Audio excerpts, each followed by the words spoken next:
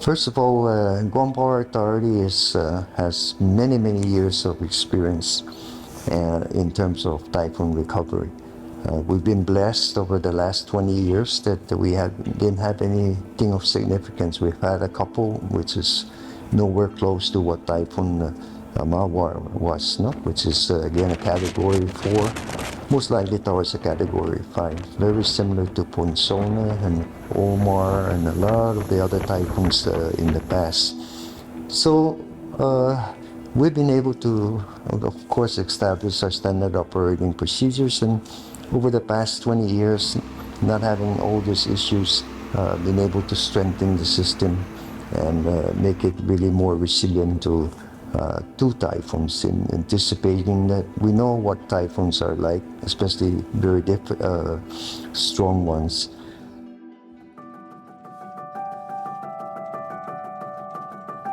In terms of the specific preparation for this storm, no, our team, of course, they get together and they implement the standard operating procedures, which includes making sure we go do tree trimming, things that are trees and lines just don't mix, and that's one major issue in the island, no, that we have to address further. The power plants, they fill up the tanks, they fill up the water and everything to make sure that it's all ready. The same thing with the standby generators in the water wells, they're prepared, and then when the typhoon gets closer, they put them on standby generator and they run on their own and hopefully survive through the storm and help us keep the water working. No? There's also other activities that are not very evident. No? We have our procurement team going out and checking who's got bucket trucks available, what crews are available. They start preparing purchase orders, making all those contacts. When the crews are working, you got to feed them 3 times a day so that they don't have time to go looking where they're going to buy food. And in a disaster situation, what is available, where to buy food. So everyone within GPA and everyone from HR, accounting to that even doesn't have any specific work directly with the linemen are in one way helping the line crews, making their life work easier so that they just concentrate in the recovery.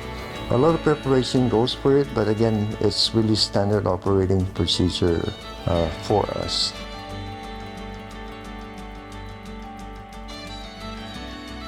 Every storm has its own specific recovery, you know? But we basically stick to 4 basic ways to recover. The first thing is we have to get our transmission lines up and the substation humming. The substation is like really the main breaker in your house.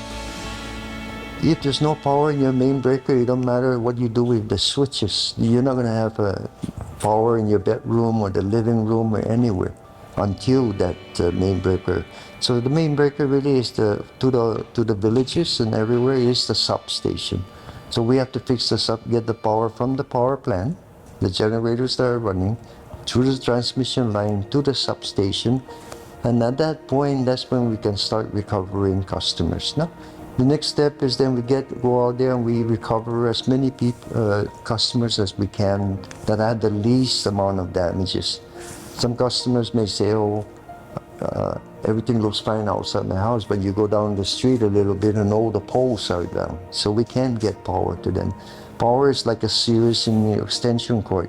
If you cut the extension cord, that's how far the power is. It's not going to go to the end, see? So it's a very definitive way to get you energy.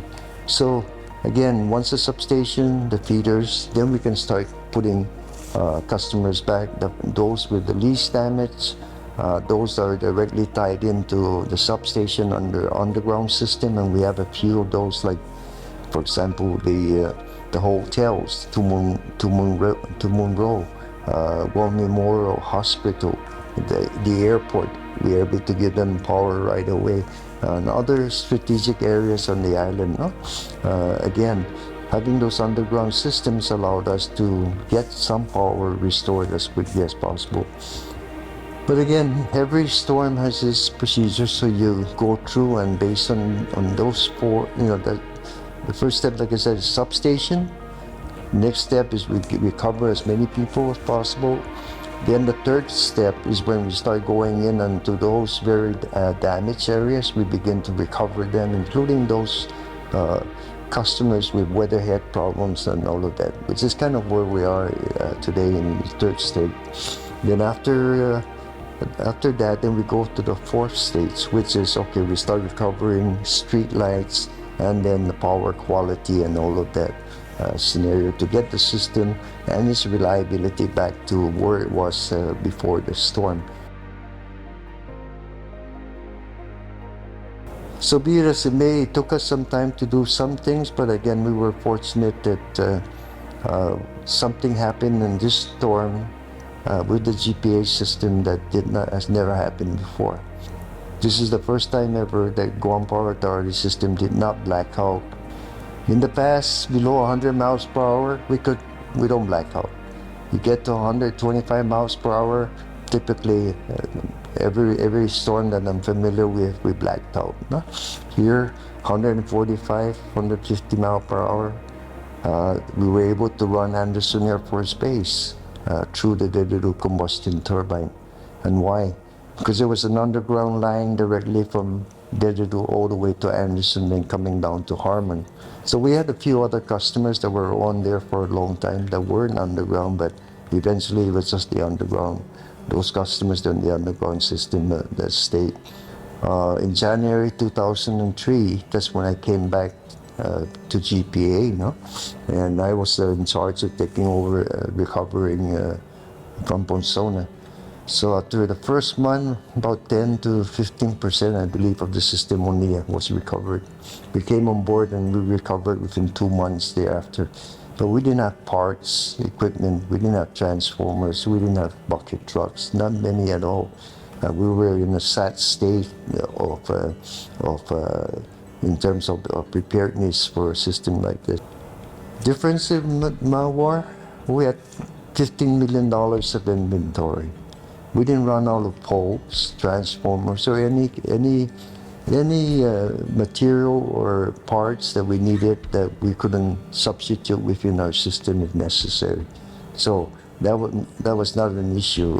You had customers saying, "Wow, we have a transformer," or "Do you have enough transformers?" Because they remember Ponsona, when for months it took several months to get back. And part of it was not having transformers. No? We had 25 bucket trucks, which I thought was enough, and it did us well, but we are going to go to much more. No?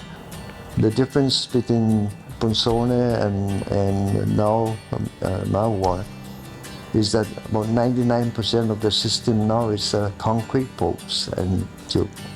When I came out after Mawar and I look around, I was pleasantly surprised the system held up well. There's a few veterans that are here, but there are also a lot of young employees of GPA. Because don't forget, GPA has the government retirement plan, so a lot of the veterans were retiring over the years. I've always been saying 50 to 60% of our employees are eligible for retirement, and of course that has drained some of the manpower. But I was pleasantly surprised that with the leadership of the skilled veterans that were still here and the apprentices that we had that were actually about 1 year or less away from graduating and being full-fledged journeymen. With that combination and the combination of bringing in assistants, which is actually one of the first times that we brought in this many assistants. No? We brought in right away 12 personnel, line personnel from CNMI, our sister island. No?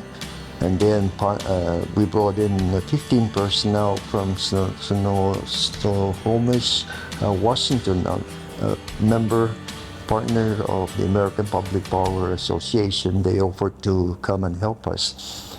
And we brought them in to help us in the transmission systems, no? As we continue to restore customers. Then Pompey offered 8 linemen. So we had a total of about 35 personnel that were here to assist us. Then one might say, well, why in past storms did we not do that?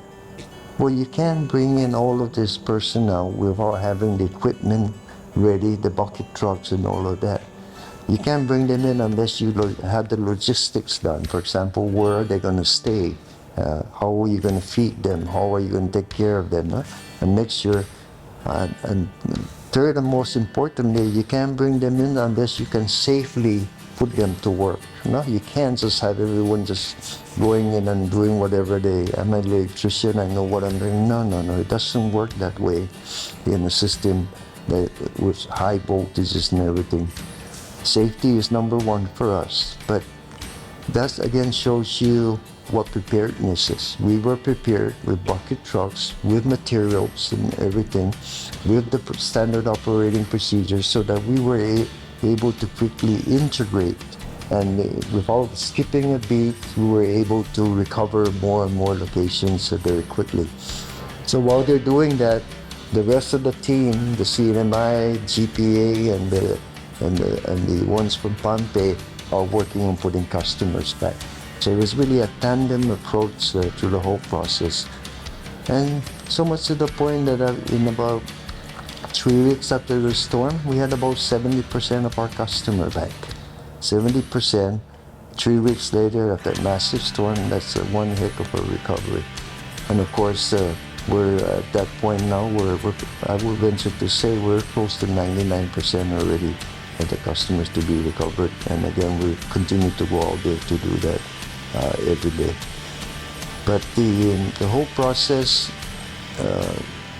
really kind of fit right in as a result of the preparation, as a result of the infrastructure being upgraded through all the years, and having the passion and the hard work of all the employees, working 12 to 16 hours a day. That's since you have to take it 3 to 5 days before the storm. They were already working 12 to 16 hours a day for a full close to 50 days. They have not taken a break to bring this recovery to where it is today.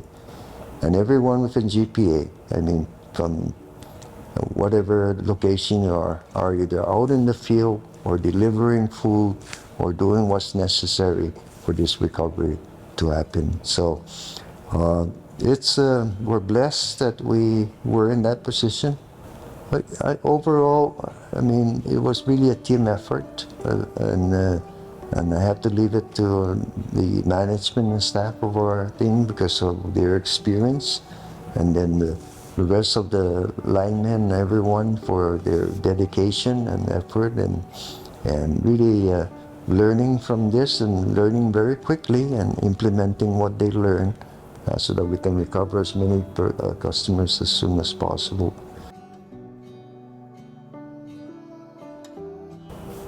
Question becomes, how do we really get more resilient? No?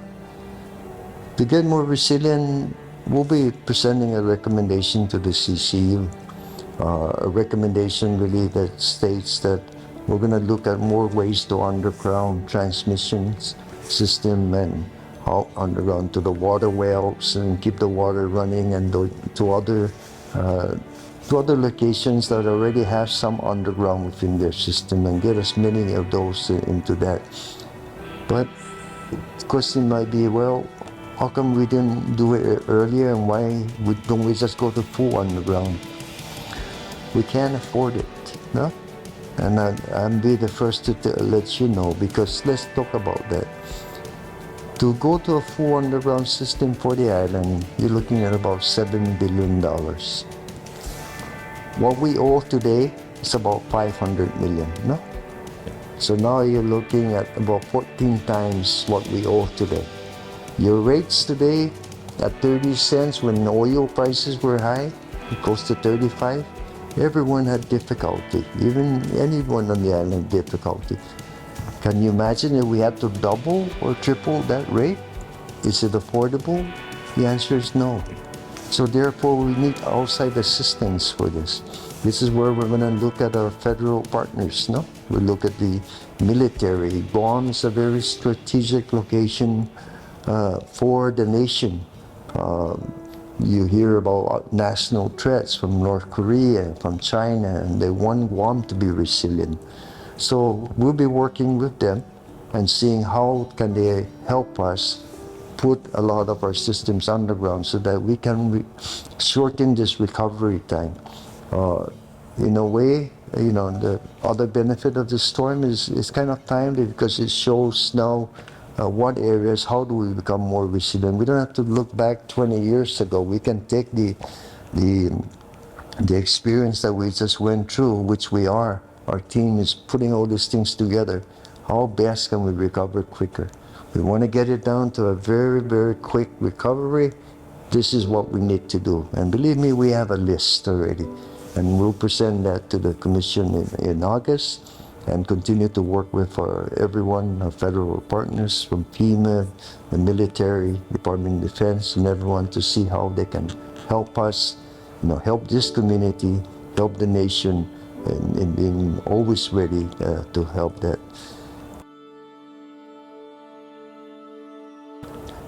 How is this recovery and how future recovery is really the team. No? It's about the personnel that are out there working, right? It's about the linemen and all the supporting. We had engineers going out to the field, pulling wires, working with the linemen. We had everyone from HR, from accounting, and other delivering food or procurement, making sure the materials are delivered, all of those things. It was just a total effort. So I have to put my hands down to them really that this recovery was about their passion and their strength and their concern about the customers in the community and the community as a whole. Without them, without this, it would never have happened. One can say it's the leader. A leader is only as good as the team, and the team is excellent. No? And I can assure you, because I've been through many, many storms, as you may know, right? From 1987 to 1993, we had 2 to 3 storms. Omar, Ross, many others. I've been through Pamela. That was my first storm, when I first worked at GPA. So I've been through a lot, and I'm very, very happy about this recovery. And I see now that the GPA is much, much more prepared, both personnel-wise and everything, to be ready for the next storm. But again, I have to hand it to the team, and of course, all the other areas supported us, from fire department, police department, all the other government entities. If we needed help, they were there to support us. We tried to keep each other in contact as to what's necessary, because I've been through it many times, but it never becomes easy when you need to get power to a dialysis center. You need to get power to a medical center. You have homes that people are saying, "Oh, my 90-year-old needs the machine for the oxygen," and all of that. So I've seen too many, and so we're determined to see how we can get funding in here to really put a system together that will mitigate those concerns, because it's never easy going through this storm. I just can say, the quicker we get it done, the easier it is for us to again plan and try and make it better. So I'd like to thank all the employees of the Guam Power Authority and their families, who have not seen them for many days. They've been working 12 to 16 hours a day. Thank them for their dedication, their excellent work, and most importantly, for being safe, because the safety, the one thing that I do not want to do is have to go to someone's home, and say, that's not worth anybody's power, right? And so we were able, yes, there were a few, injuries here and there, but nothing significant. Even myself, I cut my hand cooking, but it's part of the injury, but it's not anything disastrous, So that's the team spirit that we have here, and I'm very proud of the men and women of the authority,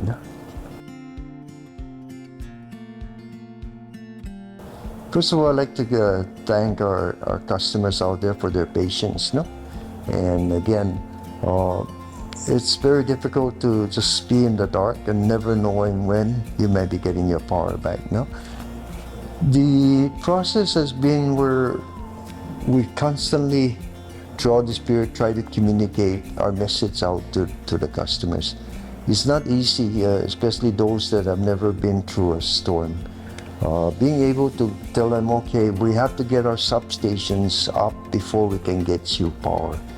Trying to understand that is very difficult. Trying to understand, oh, we're going to get to you, but we have to get all those that are as many people back as soon as possible, and we're going to have to skip to you for now. But don't worry, we'll be back. But we're constantly providing that. Through every step of the way, we provided the progress or lack of progress, but mostly the progress that we move forward. So, and why doing that?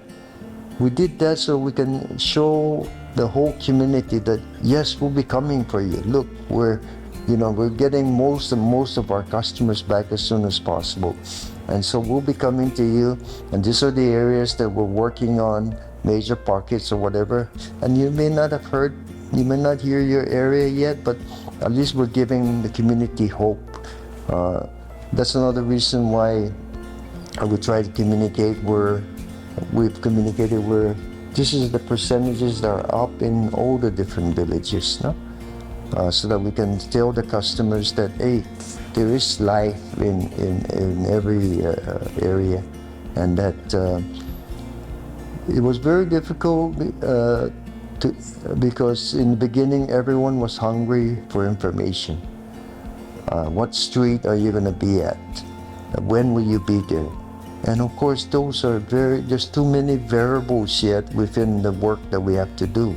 We don't know how bad the damage is out there. We don't know where the crews are are needed, what emergencies come up. So it's very difficult to provide that information. And again, in the beginning, there was also criticism that we're not providing that information.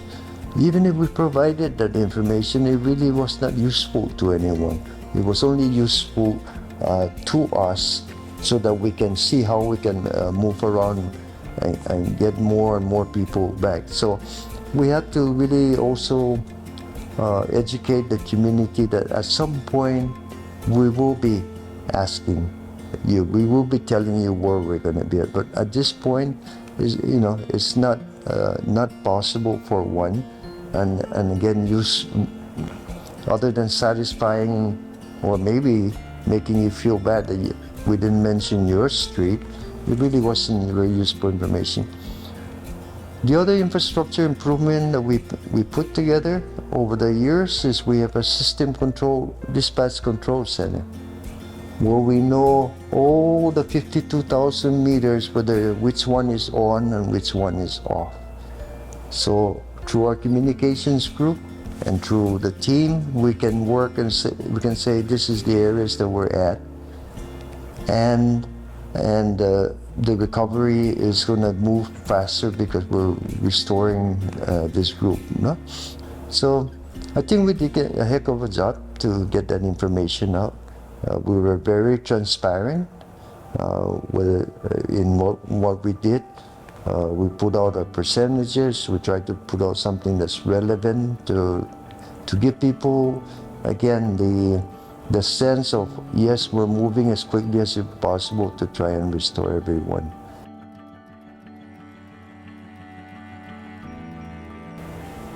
First of all, if one may recall, in 2018, Typhoon destroyed a lot of the southern part of Saipan. And so we sent our team over there for over 3 months. And again, there you talk about mostly a wooden pole. You walk down Beach Road and the other areas and you look and say, wow, all their power lines are underground. The answer is no, all their poles got blown away, And so our team worked diligently and passionately for 3 months. That established really within ourselves a very strong camaraderie between CNMI and Guam. And of course, Pompey is also part of the Pacific Power Association. So any one of those teams that need help, GPA would gladly move to assist. No, in this case, they offered to come. In addition to that, we've been a member of the American Public Power Association for over 50 years. And actually, more recently, the past 6 to 7 years, we've been board members of that association. And so we representing Region 10, which is Puerto Rico, Virgin Islands, American Samoa, Guam, and CNMI. And so therefore, we were able to establish rapport, and we helped establish within that team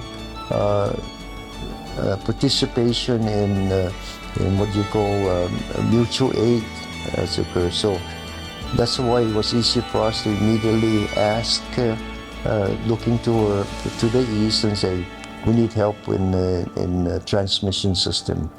Can you come and assist us? And right away, Snohomish, Washington, part of the association, agreed to come and assist us. So again, we have that partnership now, and so in the future, we won't hesitate to bring them in as necessary to make this quicker. If we have more bucket trucks, if we have more logistics prepared for them, then we will bring them to make this recovery faster. I'd like to thank all our employees, and their families for all their hard work and for all their resiliency and hard effort, working 12 to 16 hours a day for almost the past 50 days. We'd like to thank the team that came and assist us from Snohomish, CNMI, and the Pompey, and all part of what we call our Guam recovery, Mawar recovery team. I'd like to say Donkluna Sijus Maasi from everyone here. I'm sure all the gratitude that and all the appreciation that I receive from customers out there, I'd like to transfer it to you, because of all your effort. I'm very proud of GPA and the team, and I have no doubt in my mind that whatever the adversity, the team can take care of it. We are 55 years strong, and believe me, we've learned and we've improved and we've prepared, all of that from all these years of experience that come to us. So I'd like to also talk to the new generation of Guam Power Authority. You've now been through a storm of the magnitude that we have seen many times before, and therefore you are the ones that are going to take us into the future. So I ask you to, again, always be safe, always work hard, but you're bringing forward the tradition and the passion of all the retirees of Guam Power Authority, and all the ones that are still here today, training you to become who we know you need to be in the future. So, thank you for everyone that's helped us, and most especially thank you for our employees. We're very proud of you. Thank you. Yeah!